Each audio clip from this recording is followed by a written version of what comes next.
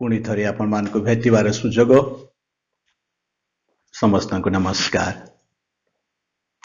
आगामी काली पुण्य गुरुवार जीशुकर शेष रात्रि भोजन दिव्य प्रसाद संस्कार स्थापन व जाजकता संस्कार स्थापन पर्व पालन करिबा। पुण्य गुरुवार ठारू आरंभ हुए पास्कार महाजागरणी तीन दिनिया उपासना बा त्रिदियम जहाँ मानकर ख्रिस्टियान विश्वास पाई ख्रिस्टियान विश्वास जीवन पाई अति गुरुत्वपूर्ण। मंडलीर आज्ञा मध्य आमने मन पकाओ वर्ष मध्य अंतत थरे पाप स्वीकार करिबो आ पास्का काल मध्य दिव्य प्रसाद ग्रहण करिबो। अंतत थरे अर्थ नुहे केवल थरे मात्र। से थरे पाप स्वीकार करिया पई केते लोक तपस्या काल को अपेक्षा करिथांती, किंतु आमे मध्य जानू अनेके पाप स्वीकार न करे दिव्य प्रसाद ग्रहण करती नहीं। कोरोना कारारुद्ध अवस्था चलित वर्ष आमे एई दुई आज्ञा गुड़ी को पालन करि पारुना, केवल मने पकाउछु। एते बेले प्रभु परमेश्वर आमको भूली जाई नांती, से तो केबे भूलंती नहीं। तेणु मने पकेबार आवश्यकता भी नहीं तांक ठारे। आमे तांक मनरे सदा सर्वदा रही अछु। से तांक हाथ पापुले आमको खोदन करियाछंती। जिसाय 49 अध्याय 16 पद। जुदास कथा चिंता करिबा। जीशु जुदास को केबे भूली नथिले तांकर शेष पर्यंत। जहाँ जहाँ लेखंती जीशु तांकर निज लोक मान को शेष पर्यंत प्रेम कले। जदियो रात्रि भोजन पूर्वरु जुदास हृदय रे शैतान जीशु को धराई देवा पई विश्वासघातकता करिया पई तार हृदय कल्पना जागते करथिला, अथच प्रभु तांको शेष रात्रि भोजन भली अति अंतरंग घटना रे जोग देवा पई सुजोग देले। केवल सेतिकी नुह, से तार पाद धोई निजर सहयोगी कले, अर्थात से मनुष्य ईश्वर पुत्र थिले। ईश्वर संतान हेबार समस्त सुजोग तांको प्रदान कले। से मध्य निज हाथ रे तापाई खाद्य परसी देले। जुदास किंतु जीशुंकर एही प्रेम बुझिला नहीं।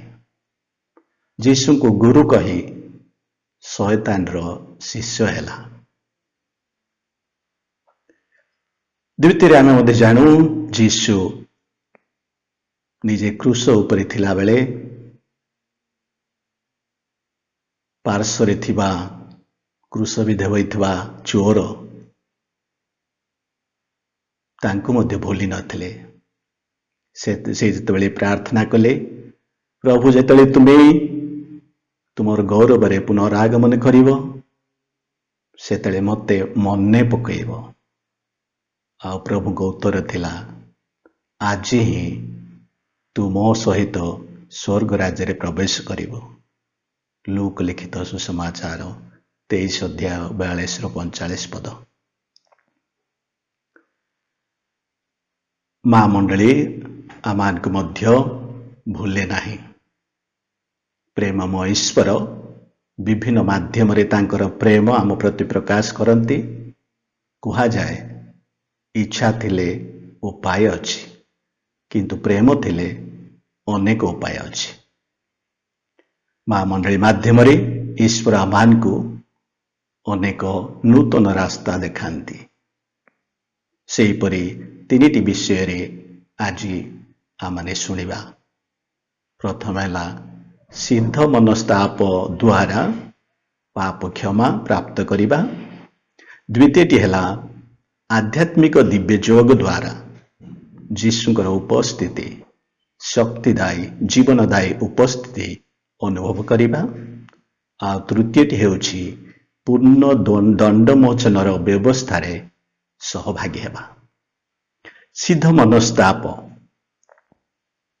जहाँ आम करिथाओ आमर संक्षेप शिक्षा है जे प्रेममय ईश्वरଙ୍କ विरुद्धରେ पाप କରିଥିବା हेतु जे अनुताप आसे ताहाकू सिद्ध मनस्ताप विधि कहू। आ असिद्ध मनस्ताप होछि पाप हेतु दंड पाइबार भୟରେ आमे अनुताप करिथाओ। प्रथम ढेला ईश्वरଙ୍କ प्रेम उपरे आ द्वितीय ढेला ईश्वरଙ୍କର न्याय उपरे। पाप स्वीकारर 5टी क्रिया अछि आमे जानू। पाप मने पकेइबा बा विवेक परीक्षा करिबा। द्वितीयटी हेउछि पाप लागि अनुताप करिबा। तृतीयटी पाप न करिबा को दृढ़ प्रतिज्ञा करिबा। चतुर्थटी पाप स्वीकार करिबा। आ पंचम पापर प्रायश्चित करिबा। जुदास ए 5टी रीति मध्यरु 4टी रीति करि सारिथिले। से निजर पाप मने पकेइले, पाप लगी अनुताप कले, पाप स्वीकार करले।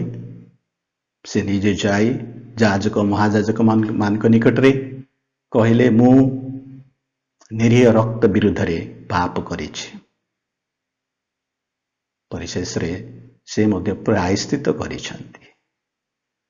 से जहाँ नेइथिले 30 मुद्रा जीशु को बिकी दे ताहा से फेरे देइछन्ति। किंतु ए सबु ताको पाप क्षमार अनुभूति देई पारि नथिला। एक उपाय जहाँ पाप न करिबा पई दृढ़ प्रतिज्ञा ताहा जुदास मन को आसिला नहीं। प्रतिज्ञा कहले आमे सबु बेले भविष्यत विषय नहीं चिंता करू। जे भविष्यतर उज्ज्वलता आशा करू नहीं, ईश्वरଙ୍କ प्रेम उपरे भरोसा रखे नहीं, भल भावरे बंचिबार इच्छा करे नहीं, से केबे हेले प्रतिज्ञा करि पारिबो नहीं। जुदास तार भविष्यत को आउ देखि पारिला नहीं। पाप को घृणा करिया परिवर्ते पापी को घृणा कला, निज को घृणा कला, निज विरुद्ध रे प्रतिशोध नेला।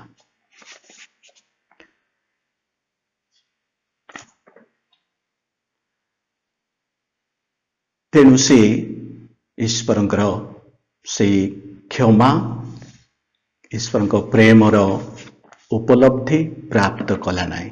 हताश होई निराश होई आत्महत्या कला।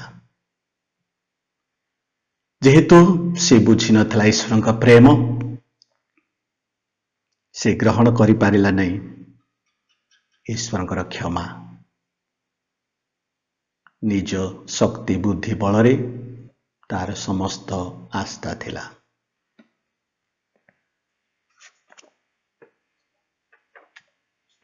आध्यात्मिक दिव्य जोग उपरे आमे पूर्व सूचना दे अच्छु। ईश्वर आत्मा अटंती एवं जे ईश्वर पूजा उपासना करे से आत्मा व सत्यतारे उपासना करिबो। जोहन 4 अध्याय 24 पद। आसंतु वर्तमान आमे शुणिबा पूर्ण दंडमोचन उपरे। वर्तमान रो कोरोना भाइरस को नहीं ସମଗ୍ର ଜଗତ ଯେତେବେଳେ ହନ୍ତସନ୍ତ ହେଉଛି, ନିରାଶ ହେଉଛି, କ'ଣ କରିବ ଜାଣିପାରୁନାହିଁ, ବର୍ତ୍ତମାନ ପର୍ଯ୍ୟନ୍ତ ତାର ପ୍ରତିଷେଧକ ପ୍ରତିରୋଧକ ଔଷଧ ଆସିନାହିଁ। ସମସ୍ତ ମାନବ ଜାତି ହାହାକାର ପ୍ରାୟ। ଏ ଅବସ୍ଥାରେ ଆମ ବିଶ୍ୱାସୀମାନଙ୍କୁ ଆଧ୍ୟାତ୍ମିକ ଉତ୍ସାହ ଉଦ୍ଦୀପନା ଦେବା ପାଇଁ, ଈଶ୍ୱରଙ୍କ ପ୍ରେମ ଯତ୍ନ ଅନୁଭବ କରିବା ପାଇଁ ମଣ୍ଡଳୀ ବେଳେବେଳେ ପୂର୍ଣ୍ଣ ଦଣ୍ଡମୋଚନ ବ୍ୟବସ୍ଥା କରିଥାଏ। ବର୍ତ୍ତମାନ ପରିସ୍ଥିତିରେ ଯେଉଁମାନେ ଅନୁଗ୍ରହ ସ୍ଥିତିରେ ଥାଇ କରୋନା ଭାଇରସରେ ଆକ୍ରାନ୍ତ ହୋଇଛନ୍ତି, ସେମାନେ ଯେତେବେଳେ ପ୍ରାର୍ଥନା କରନ୍ତି, ନିଜର କ୍ଲେଶ ଦୁଃଖ ଖ୍ରୀଷ୍ଟଙ୍କ କ୍ଲେଶ ଦୁଃଖ ଉପରେ ସହିତ ସଂଯୋଗ କରନ୍ତି, ଅନ୍ୟମାନଙ୍କ ପାଇଁ ପ୍ରାର୍ଥନା କରନ୍ତି, ସେତେବେଳେ ସେମାନେ ତାଙ୍କର ପୂର୍ଣ୍ଣ ଦଣ୍ଡମୋଚନ ପ୍ରାପ୍ତ କରିବେ। ଆଉ ଦ୍ୱିତୀୟରେ ଯେଉଁମାନେ ଏ କରୋନା ଭାଇରସ ରୋଗରେ ଆକ୍ରାନ୍ତ, ସେମାନଙ୍କର ଯେଉଁମାନେ ସେବା ଶୁଶ୍ରୂଷା କରୁଛନ୍ତି, ଚିକିତ୍ସା କରୁଛନ୍ତି, ଡାକ୍ତରମାନେ, ନର୍ସମାନେ, ଅନ୍ୟାନ୍ୟ ସେବକ ସେବିକାମାନେ ହୁଏତ ନିଜର ବନ୍ଧୁ ସମ୍ପର୍କ ପରିବାର ବର୍ଗ, ସେମାନେ ମଧ୍ୟ ଯଦି ଅନୁଗ୍ରହ ସ୍ଥିତିରେ ଅଛନ୍ତି, ଅର୍ଥାତ୍ ପାପରେ ନାହାନ୍ତି, ସେମାନେ ବିଭିନ୍ନ ଧର୍ମକ୍ରିୟା, ପାପ ବିଭିନ୍ନ ଉପାସନା କ୍ରିୟା, ମାଳା ପ୍ରାର୍ଥନା, କୃଷପଥ, ଅନ୍ୟାନ୍ୟ ଭକ୍ତି ପ୍ରକ୍ରିୟା ମାଧ୍ୟମରେ ନିଜକୁ ଯେତେବେଳେ ରୋଗୀ ସେବା ପାଇଁ ଉତ୍ସର୍ଗିତ କରନ୍ତି, ସେତେବେଳେ ସେମାନେ ମଧ୍ୟ ପୂର୍ଣ୍ଣ ଦଣ୍ଡ ମୋଚନ ପ୍ରାପ୍ତ କରିବେ। ଆଉ ତୃତୀୟଟି ହେଲା ଅନ୍ୟମାନେ। ଆମେ ସମସ୍ତେ ଯେଉଁମାନେ ଏ ରୋଗରେ ଆକ୍ରାନ୍ତ ହେଇନାହୁଁ, କିନ୍ତୁ ଏହି ଭାଇରସ୍ ଦ୍ୱାରା ଆମମାନେ ବିଭିନ୍ନ ପରିସ୍ଥିତିରେ ରହିଅଛୁ।